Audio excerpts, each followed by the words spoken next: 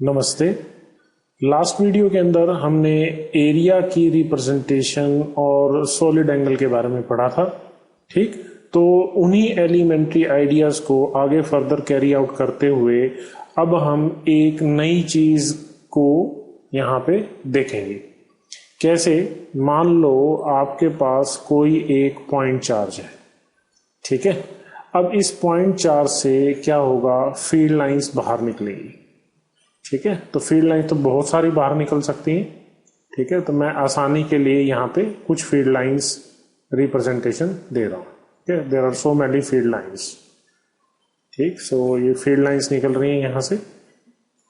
अब आप क्या करिए, इस फील्ड लाइंस के करस्पॉन्डिंग और इस चार्ज को सेंटर मानते हुए आप यहाँ पे एक इमेजिनरी स्फीयर ड्रॉ कर दीजिए, एक शेल ड्रॉ कर दीजिए। इस शेल का नाम मैं रख देता हूं S1। ठीक, एक और शेल ड्रॉ करिए, ये सेकंड शेल है। So this shell is S2। ठीक, इस पहली शेल का जो रेडियस है, इसको रेडियस को मान लीजिए R1 और ये जो दूसरी शेल है इसके रेडियस को मान लीजिए R2। तो अब मैं बारी बारी से यहाँ पे चीजों को लिख रहा हूं। S1 that is shell 1 and S2 that is shell S2। मतलब शेल का कहने का मेरा मतलब क्या है कि एक सरफेस है जिसने इस चार्ज को एनक्लोज किया है, ये दूसरी सरफेस है जिसने चार्ज को एनक्लोज किया है, ठीक है। और अब आप यहाँ पे ध्यान से देखें, जितनी फील्ड लाइंस S1 से पास कर रही हैं उतनी ही फील्ड लाइंस S2 से भी पास कर रही है। तो मैं लिख देता हूं यहां पे, number of field lines passing through both S1 and S2 are same. तो जो S1 S2 है, दोनों से number of passing field lines जो है वो क्या है, सेम है। ठीक, ये बात आपको समझ आ गई। अब आप देखिए S1 का सरफेस एरिया, अगली चीज को देखिए, सरफेस एरिया S1 का सरफेस एरिया क्या है, 4πr1 square. Surface area second का 4πr2 स्क्वायर। तो इसको मैंने लिख दिया A1, इसको लिख दिया A2। ठीक, साथ में आप ये ध्यान से देखिए कि ये जो फील्ड लाइंस हैं, these all field lines are radial. Means ये जो फील्ड लाइंस हैं इस सरफेस के साथ कितना एंगल बना रही है, 90 डिग्री। ठीक, ये भी याद रखना, ठीक है। इसके बाद आप यहां से देख सकते हैं कि जो A2 है, A2 वो A1 से बड़ा है, ठीक है, दिख रहा है, कोई दिक्कत नहीं है।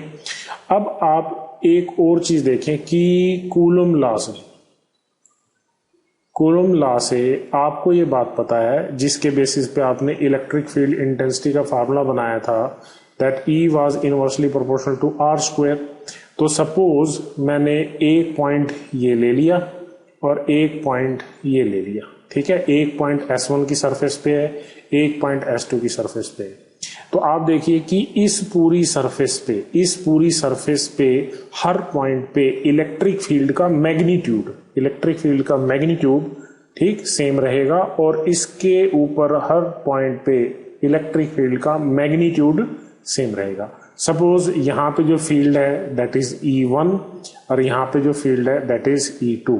तो यहां से साफ दिख रहा है that this E2 that is field on the surface of E2 on the surface 2। ठीक, तो जो E2 है, E2 is less than E1। ठीक, ये बात आपको समझ आ गई। तो अब बिल्कुल बड़े ध्यान से सुनिए, नंबर ऑफ फील्ड लाइंस जो पास कर रही हैं दोनों सरफेसिस से वो सेम है। ठीक, दोनों सरफेसिस से नंबर ऑफ फील्ड लाइंस क्या कर रही हैं, same. In number of field lines को मैंने सपोज एक सिंबल से रिप्रेजेंट कर दिया 5। सो this is 5। Now if I right that 5, जो कि क्या है, कांस्टेंट है, यहां पे हमारी सिचुएशन में मैंने कहा कि ये कांस्टेंट है। ठीक, अब मैं इसको अगर ऐसे लिख दूं, E1 A1 is equal to E2 A2। तो क्या ये बात जचती है? ठीक है, करके देखते हैं। ये कांस्टेंट है। अब आपको ये पता है कि जो E है वो inversely proportional to R square है और एरिया जो है that is directly proportional to R square. ठीक, कोई प्रॉब्लम नहीं।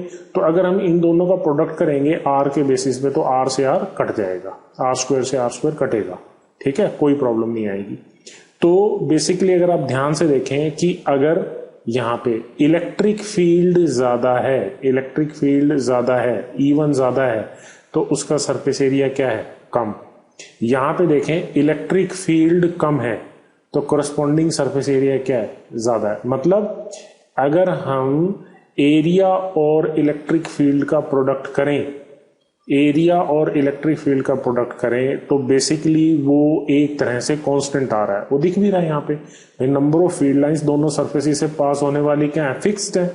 ठीक है, तो हम नंबर ऑफ फील्ड लाइंस को अगर हम इस तरह से रिप्रेजेंट करें, इस फॉर्मेट में रिप्रेजेंट करें, तो हम एक नई चीज को देख सकते, एक नई चीज को डिफाइन कर सकते। क्या है जो नई चीज, उसको अभी एक्सप्लेन करते हैं। अभी फिलहाल मैं आपको एक और आइडिया देता हूं इस सारी चीज को देखने का। देखिए, यही पॉइंट चार्ज है, तो यहां पे हम number of field lines draw कर लेते हैं, number of field lines draw कर लेते हैं। ठीक है, तो ये अंदर वाला सरफेस है S1 और ये वाला जो सरफेस है ये बाहर वाला सरफेस है। ठीक है, अब इन दोनों सरफेसेस पे आप क्या करें, एक यूनिट सरफेस चूज कर ले। जैसे फुटबॉल के ऊपर आपने देखा होगा चकते बने होते हैं ऐसे, ठीक है, अलग अलग पीसेस बने होते हैं ना, पार्ट्स बने होते हैं। तो ऐसे आप समझिए कि मैंने एक यूनिट एरिया यहां चूज कर लिया और एक यूनिट एरिया यहां चूज कर लिया, तो इन दोनों का एरिया सेम है। इसका एरिया भी A है, इसका एरिया भी A है। ठीक, और हमें पता है कि ये एरिया सेम, ये एरिया सेम, पर मैंने ऊपर ये रिजल्ट लिखा है, तो इस रिजल्ट को मैं अब अलग नजर से देखूंगा। देखिए, phi that is E1 into A, it is equal to E2 into A। ठीक है, बट अब हम यहां पे इक्वल टू नहीं लिखेंगे, इसको हटाओ, इसको भी हटाओ।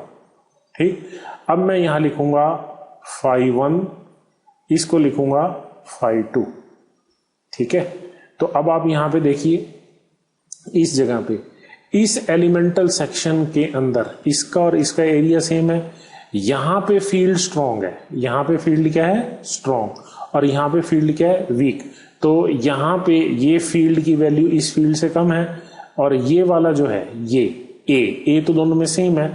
इसका मतलब क्या है कि जो फाई 1 है वो फाई 2 से बड़ा होगा, फाई 1 फाई 2 से बड़ा होगा। ठीक है, यहां पे अगर दोनों एरिया सेम है तो यहां जाते जाते फील्ड लाइंस ब्रॉडर हो जाएंगी, तो इस एलिमेंटल एरिया से कम लाइंस पास करेंगी, इस एलिमेंटल एरिया से ज्यादा लाइन पास करेंगे। तो यहां पे फॉर एग्जांपल कहें कि यहां से 2 लाइन पास कर रही है और इसमें से 1 लाइन पास कर रही है।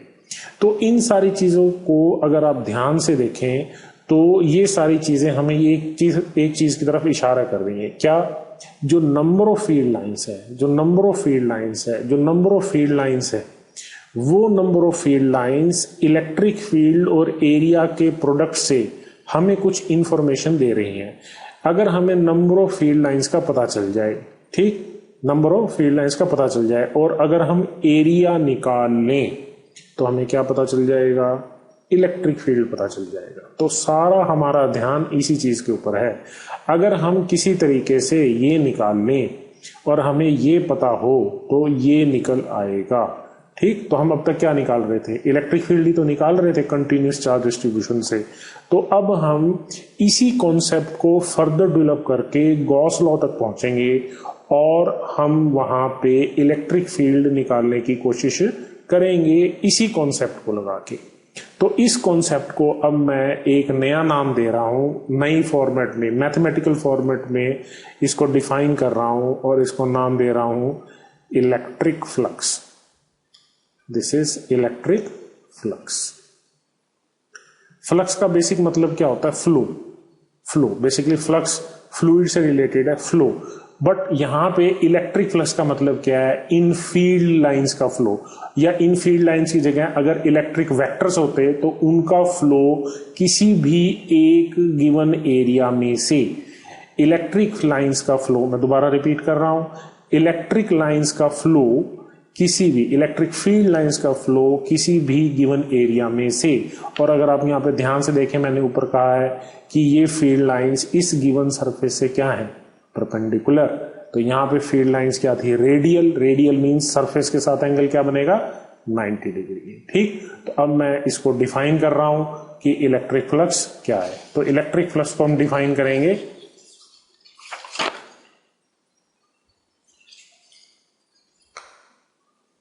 the number of field lines, the number of field lines, क्योंकि अगर हम नंबर ऑफ फील्ड लाइंस को अगर हम काउंट कर लें तो हमारा बहुत सारा काम हो जाएगा।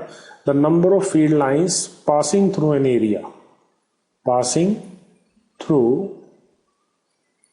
An area in the direction perpendicular to the area, perpendicular to the area. So this quantity is called electric flux, and this is given by the product of electric field perpendicular to the given area with the area। ठीक है, इसको और अच्छी तरह से भी define करेंगे अभी। तो इस बात को अब यहां से समझिए। सपोज ये कोई एक गिवन सरफेस है, इस गिवन सरफेस को मैंने किसी इलेक्ट्रिक फील्ड कॉन्फ़िगरेशन में रख दिया है, तो ये इलेक्ट्रिक फील्ड लाइंस इस सरफेस में से पास कर रही हैं, तो ये इलेक्ट्रिक फील्ड लाइन इस पॉइंट पे रिप्रेजेंटेशन है। इस पूरी सरफेस का सरफेस एरिया S है। तो मैं आपसे पूछ रहा हूं कि यहां पे इस सरफेस के साथ कितना फ्लक्स एसोसिएटेड है। तो उसके लिए मैं क्या करूंगा, सबसे पहले मैं इस सरफेस के साथ एसोसिएटेड एक नॉर्मल ड्रॉ करूंगा such that this points in the direction of area vector या यूनिट नॉर्मल। अब मुझे ये एंगल पता होना चाहिए, ये एंगल कितना है। ठीक, तो जो फ्लक्स है, जो मैं ऊपर फ्लक्स को लिख रहा हूं और मैंने ये फार्मूला लिख भी दिया है, so that electric flux that is equal to the component of this E along this direction, so that is E perpendicular लिख लीजिए चाहे इसको, क्योंकि ये नॉर्मल है सरफेस के, that is E cos theta. So that is the component of the electric field along the normal, इसका product किसके साथ, एरिया के साथ। ठीक, तो component, perpendicular component of the electric field and its product with the surface area of the surface, ठीक है, through which the electric field lines are passing. तो ये मुझे क्या दे देगा, electric flux, and that you can right as E.S, लिख सकते हैं। ठीक, तो यहां से साफ दिख रहा है that this flux is a scalar quantity. ठीक, और यूनिट क्या आएगी, Newton metre square per coulomb.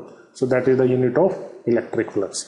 तो यहां पे आप लिख सकते हैं this is given by the product of perpendicular component of the electric field with the area through which the field lines are passing. So this is the definition of electric flux.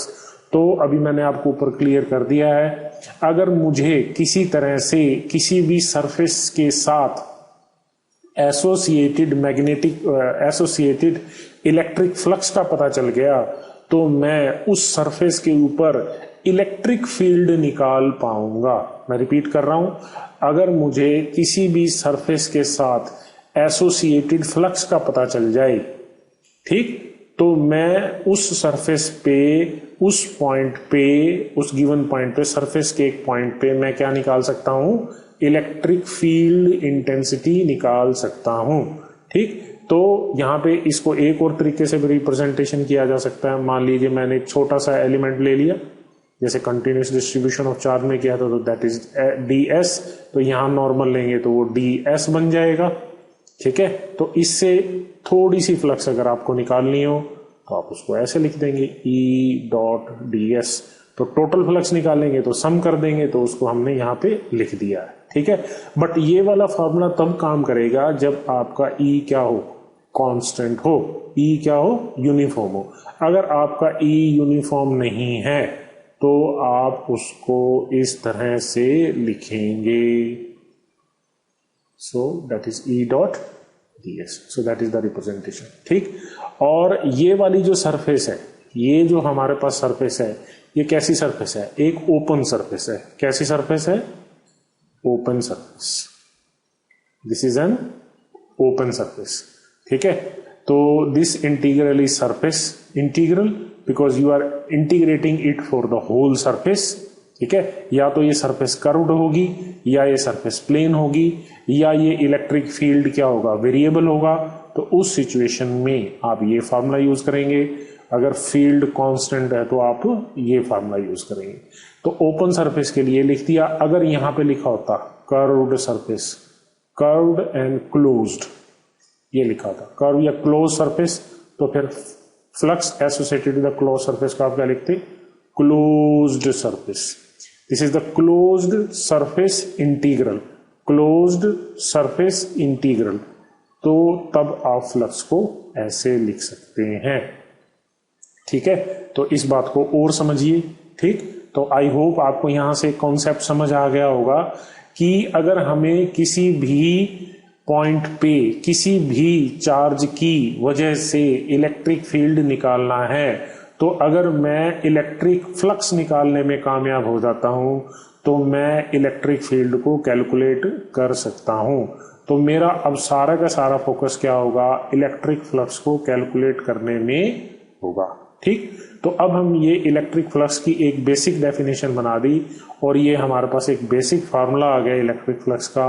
हम इसकी थोड़ी सी generalisation कर लेते हैं। कैसे, suppose ये कोई एक जनरल सरफेस है। ठीक है, एक कोई सरफेस जो किसी वॉल्यूम को एनक्लोज किए हुए है और इसको मैंने किसी भी फील्ड में रख दिया। ठीक है, इसको मैंने किसी भी फील्ड के अंदर रख दिया। ठीक, तो ये फील्ड देखिए नॉन यूनिफॉर्म है। ठीक है, कोई प्रॉब्लम नहीं है, this is a non uniform field. अब मैंने क्या किया, मैंने यहां पे ये एक एलिमेंट ये चूज कर लिया। ठीक है, तो इसका नॉर्मल, तो ये मैंने आपको एरिया वेक्टर पढ़ाते हुए बताया था कि जो नॉर्मल है that should be drawn away, that should be drawn away from the surface, from inside to outside, क्योंकि ये क्लोज्ड वॉल्यूम है। ठीक है, पिछले वीडियो में मैं बता चुका हूं। ठीक, और अगर आप यहां पे देखें, यहां पे अगर मैं कोई एलिमेंटल सेक्शन लेता हूं, ठीक है, तो यहां पे नॉर्मल आउटसाइड।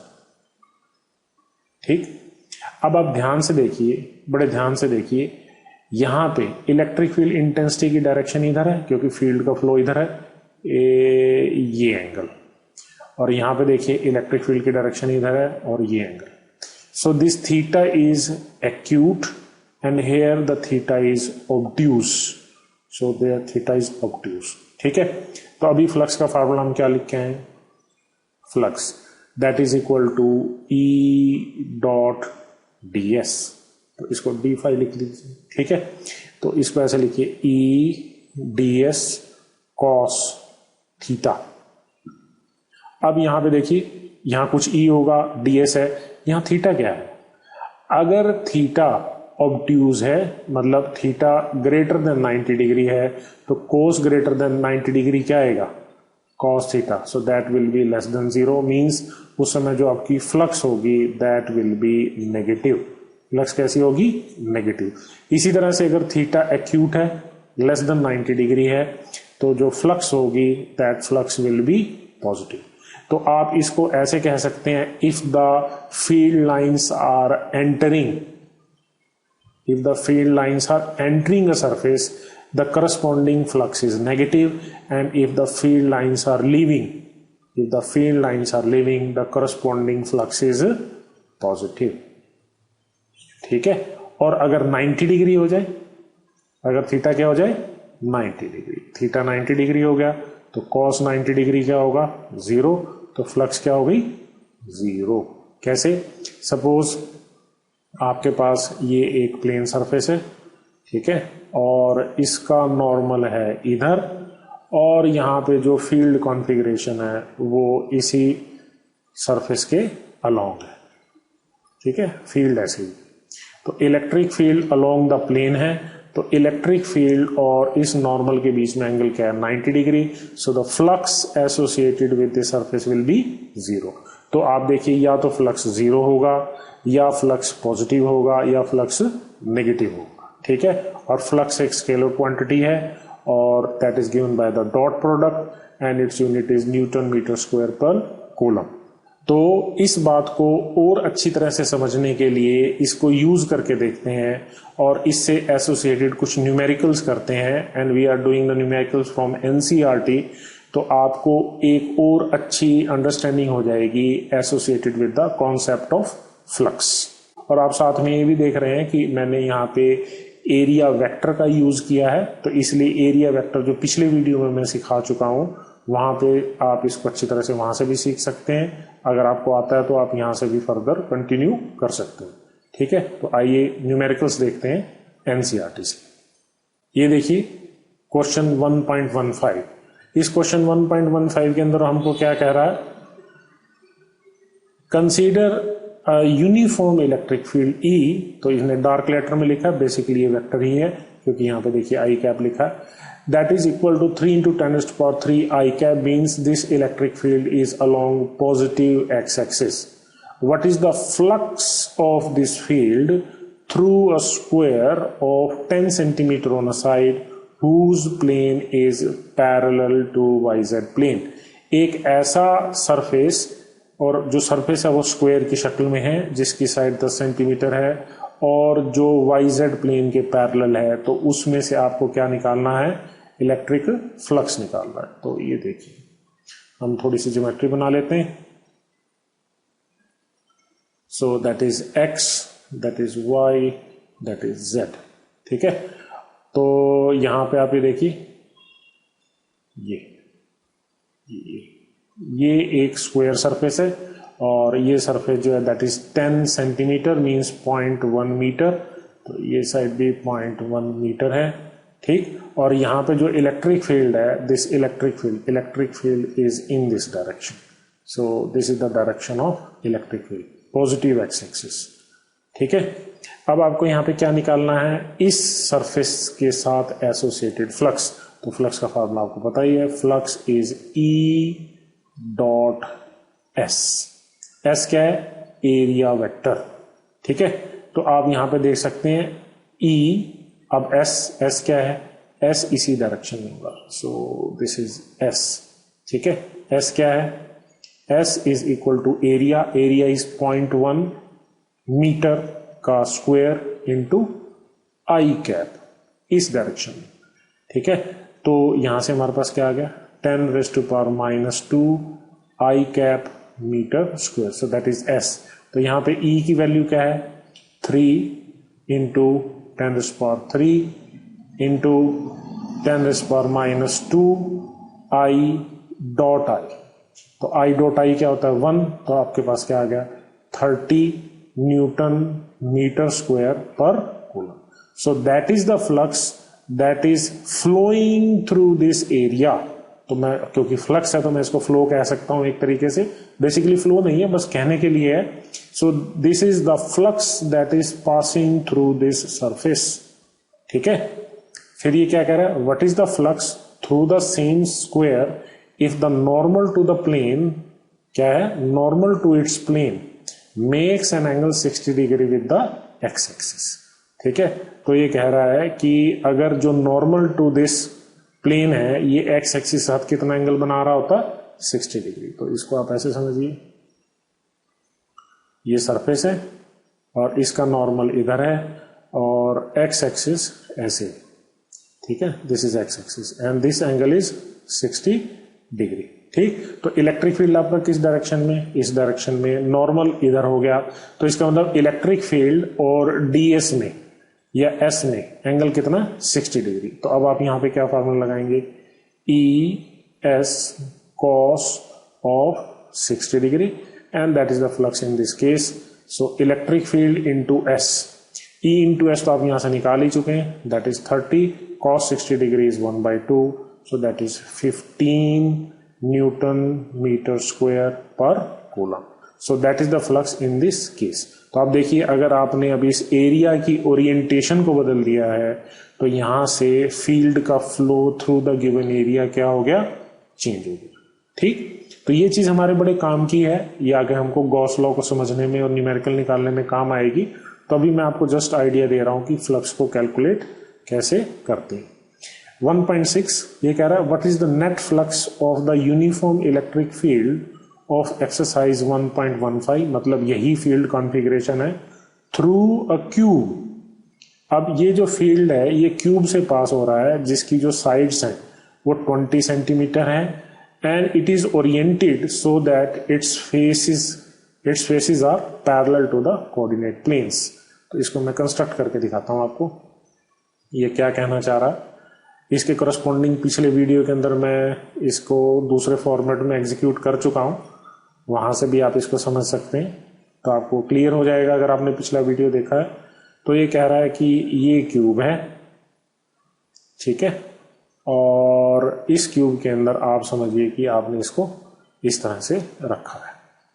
ये तो ये आपकी एक्स एक्सिस है, ये वाई एक्सिस है, ये जेड एक्सिस है, और जो हमारा इलेक्ट्रिक फील्ड है वो इस तरह से along x axis. E is equal to 3 into 10⁻³ i cap newton per coulomb. तो कह रहा है कि इस क्यूब से एसोसिएटेड फ्लक्स आपको निकालनी है। तो मैंने आपको पिछले वीडियो में सिखाया है, इस अपर फेस का नाम दे देते हैं OABCDEF and G।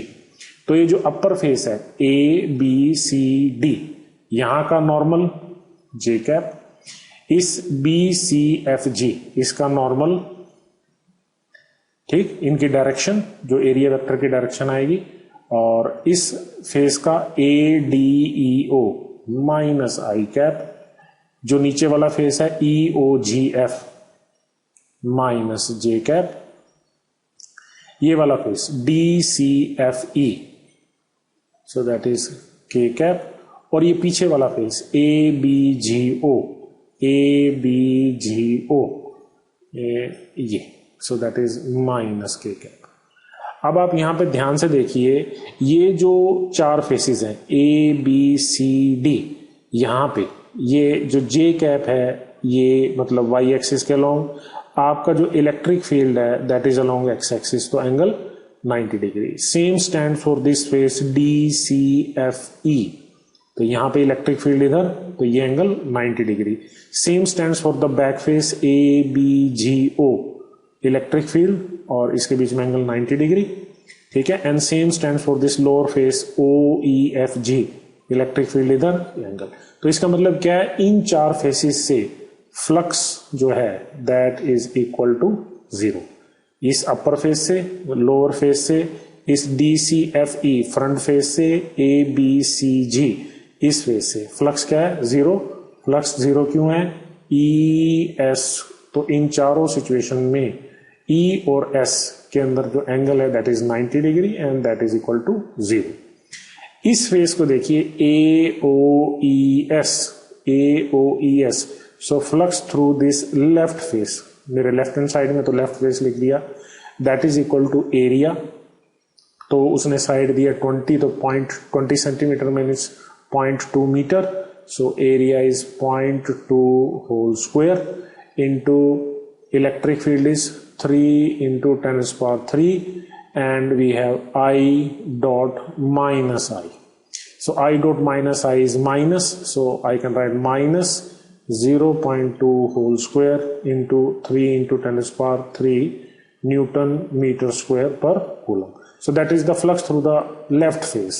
Flux through the right face means BCFG, तो वो क्या होगा 0.2 area into field 3 into 10⁻³ I dot I, क्योंकि इसके सरफेस ये वाला जो वेक्टर है एरिया वेक्टर I कैप, तो that is I dot I। I dot I इज 1, so that is 0.2 into 10⁻³ newton metre square per coulomb. तो अगर हम टोटल फ्लक्स की बात करें तो 4 फेज की फ्लक्स तो 0 हो ही चुकी है, बट ये फ्लक्स क्या है, नेगेटिव, और ये फ्लक्स क्या है, पॉजिटिव, और दोनों इक्वल और अपोजिट है, तो सम करेंगे। So the net flux that is associated with this surface is 0। Net flux is 0।